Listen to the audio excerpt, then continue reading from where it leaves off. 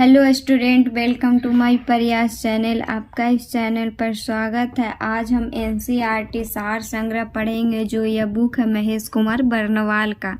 और इस बुक में हम आज हिस्ट्री सब्जेक्ट को स्टार्ट करेंगे। और हिस्ट्री में सबसे पहले हम एंशिएंट हिस्ट्री को पढ़ेंगे। तो आज हम स्टार्ट करेंगे स्टूडेंट, प्राचीन भारत का इतिहास। प्राचीन भारत के ऐतिहासिक स्रोत इसको बोला जा सकता है। तो अब देखेंगे स्टूडेंट आगे क्या, किसी व्यक्ति, समाज अथवा देश से संबंधित महत्वपूर्ण, विशिष्ट व सार्वजनिक क्षेत्र की घटनाओं, तथ्यों आदि का कालक्रमिक विवरण इतिहास कहलाता है। तो आप लोग समझे कि किसी भी व्यक्ति, समाज अथवा देश से संबंधित महत्वपूर्ण, विशिष्ट या जो मतलब महत्वपूर्ण है, मुख्य है, या फिर सार्वजनिक क्षेत्र की घटना आदि के कालक्रमिक जो विवरण होता है उसको हिस्ट्री बोला जाता है। तो आगे देखेंगे स्टूडेंट, इतिहास का पिता किसे कहा जाता है? Father of history. तो किन्हों को बोला जाता है? हेरोडोटस को बोला जाता है। प्राचीन भारत के इतिहास से संबंधित प्रथम वास्तविक पुस्तक किसे माना जाता है? तो राजतरंगिणी को माना जाता है।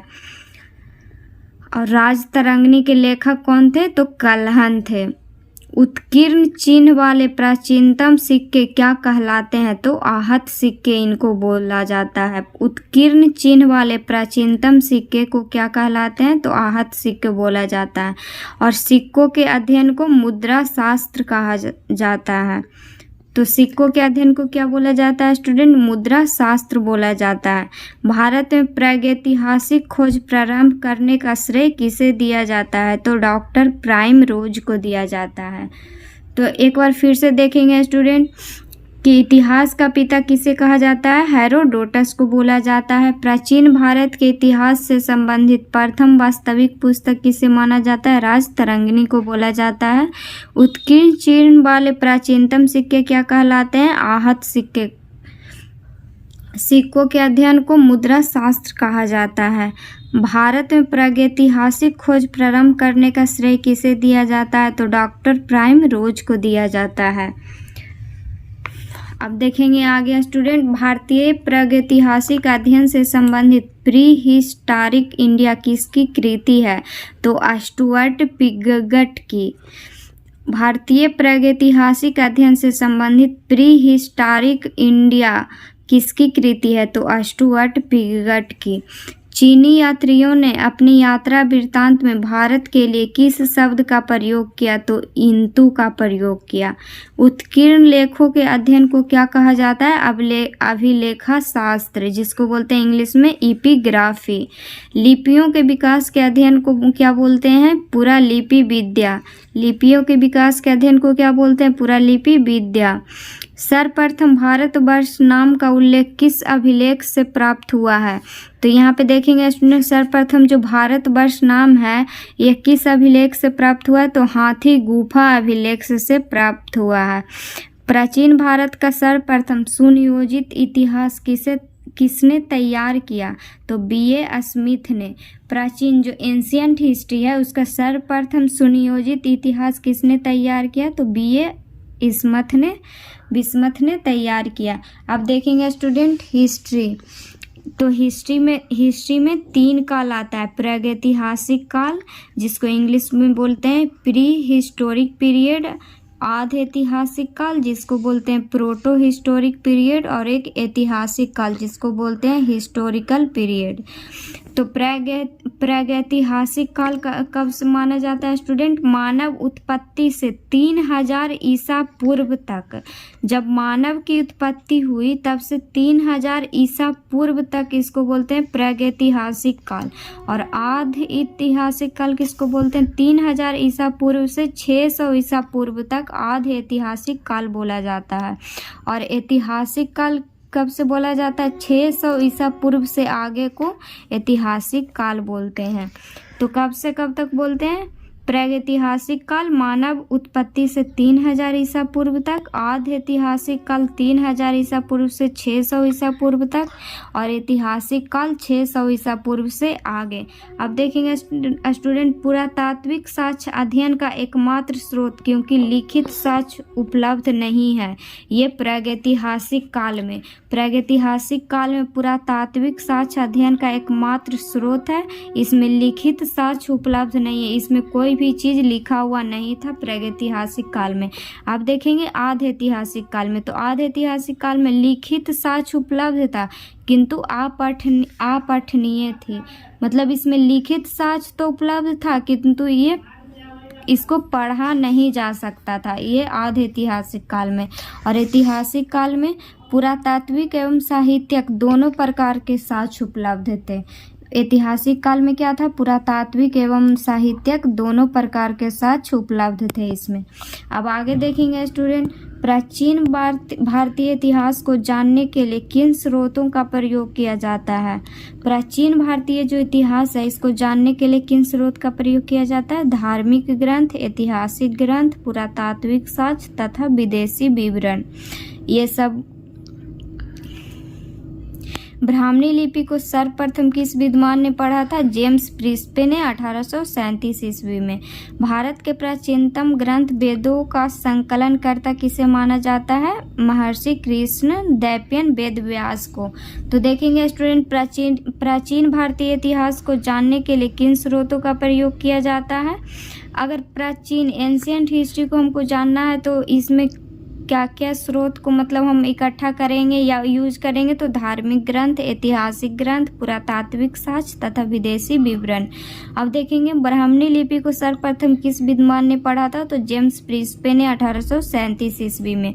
भारत के प्राचीनतम ग्रंथ वेदों का संकलनकर्ता किसे माना जाता है। महर्षि कृष्ण द्वैपायन वेद व्यास को। पौराणिक मान्यता के अनुसार भारत के प्राचीनतम राजा कौन थे। वैवस्वत मनु। पौराणिक मान्यता के अनुसार भारत के प्राचीनतम राजा कौन थे स्टूडेंट, तो वैवस्वत मनु। वायु पुराण में किस वंश का उल्लेख है, तो गुप्त वंश का उल्लेख है। वायु पुराण में किस वंश का उल्लेख है, गुप्त वंश का। कौटिल्य के अर्थशास्त्र से किस वंश के इतिहास की जानकारी मिलती है, तो मौर्य वंश की जानकारी मिलती है कौटिल्य के अर्थशास्त्र से। जैन धर्म का प्रारंभिक इतिहास किस ग्रंथ से प्राप्त होता है, तो कल्पसूत्र से होता है। जैन जो धर्म है, ये जैन धर्म का प्रारंभिक इतिहास किस ग्रंथ से प्राप्त होता है, तो कल्पसूत्र से होता है। भारतीय पुरातत्व सर्वेक्षण संस्कृति मंत्रालय के अंतर्गत एक संलग्न संगठन है। यह स्टूडेंट, ये क्वेश्चन पूछा गया है बीपीएससी में कि भारतीय पुरातत्व संरक्षण किस मंत्रालय के अंतर्गत आता है, तो संस्कृति मंत्रालय के अंतर्गत एक संलग्न संगठन है ये। अब आगे देखेंगे स्टूडेंट, पुराविद्या से क्या अभिप्राय है, तो शिलालेखों का अध्ययन को बोलते हैं पुरालेख विद्या। पुरावशेष का महानतम अन्वेषक किसे माना गया, तो डार्विन को माना गया है। इब्न बतूता का यात्रा वृत्तांत किस नाम से प्रसिद्ध है, तो रेहला के नाम से प्रसिद्ध है। और इब्न बतूता किस देश के यात्री थे, तो मोरक्को का यात्री थे। हेन सांग ने किस विश्वविद्यालय में बौद्ध धर्म का अध्ययन किया था, तो हेन सांग ने नालंदा विश्वविद्यालय में बौद्ध धर्म का अध्ययन किया था। यहाँ पे जानेंगे स्टूडेंट कि नालंदा विश्वविद्यालय के संस्थापक कौन थे, तो नालंदा विश्वविद्यालय के संस्थापक कुमार गुप्त थे। अब आगे देखेंगे स्टूडेंट, अभिलेख। कौन अभिलेख कहाँ पे, मतलब कौन अभिलेख किस शासक के काल में था, तो प्रमुख अभिलेख व शासक, तो हाथी गुफा अभिलेख। तो हाथी गुफा अभिलेख कौन शासक के काल में था, तो कलिंग नरेश खारवेल के काल में। ऐहोल अभिलेख पुलकेशन द्वितीय के। नासिक अभिलेख गौतमी बलसिरी। जूनागढ़ अभिलेख रुद्र दामन। प्रयाग स्तंभ अभिलेख समुद्र गुप्त। मंदसौर अभिलेख मालवा नरेश यशो बर्मन। ग्वालियर अभिलेख प्रतिहार नरेश भोज। देवपाड़ा अभिलेख बंगाल शासक विजय सेन। भित्री व जूनागढ़ अभिलेख स्कंद गुप्त। एक बार और इसको देख लेंगे स्टूडेंट। हाथी गुफा अभिलेख कलिंग नरेश खारवेल के शासक में। ऐहोल अभिलेख पुलकेशन द्वितीय। नासिक अभिलेख गौतमी बल सिरी, जूनागढ़ अभिलेख रुद्रदामन, प्रयाग स्तंभ अभिलेख समुद्र गुप्त, मंदसौर अभिलेख मालवा नरेश यशो बर्मन, ग्वालियर अभिलेख प्रतिहार नरेश भोज, देवपाड़ा अभिलेख बंगाल शासक विजय सेन, भित्री व जूनागढ़ अभिलेख स्कंद गुप्त। अब आगे देखेंगे स्टूडेंट क्वेश्चन, बौद्ध स्तंभ लेख से किसकी जानकारी मिलती है? तो शुंग काल की जानकारी मिलती है। बौद्ध स्तंभ लेख से किसकी जानकारी मिलती है? शुंग काल की जानकारी मिलती है। हेन सांग ने अपनी यात्रा वृत्तांत का वर्णन किस पुस्तक में किया? तो CU की पुस्तक में किया। अरबी भाषा की पुस्तक किताब उल हिंद की रचना किसने की थी? तो अल बरूनी ने की थी। ये क्वेश्चन देता है स्टूडेंट एग्जाम में, किताब उल हिंद की रचना किसने की? तो अल बरूनी ने की। मोरक्को का यात्री इब्न बतूता भारत में मोहम्मद बिन तुगलक के दरबार में आया था तथा तुगलक ने उसे दिल्ली का काजी नियुक्त किया था। तो दिल्ली का काजी किसे नियुक्त किया गया था? तो इब्न बतूता को। मार्को पोलो द्वारा किस राज्य की यात्रा का उल्लेख मिलता है? तो पांड्य राज्य की यात्रा का उल्लेख मिलता है। पतंजलि के महाभाष्य से किस वंश के इतिहास का पता चलता है? तो शुंग वंश के इतिहास का पता चलता है। आज के लिए इतना ही है स्टूडेंट। अब हम कल अगले चैप्टर को पढ़ेंगे।